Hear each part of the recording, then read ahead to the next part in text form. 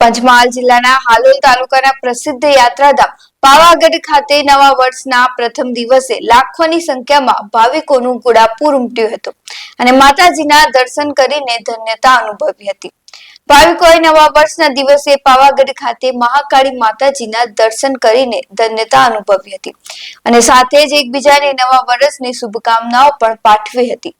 પંચમહાલ જિલ્લાના યાત્રાધામ પાવાગઢ ખાતે બેસતા વર્ષના દિવસે સવારથી ભાવિકોની ભીડ જોવા મળી હતી.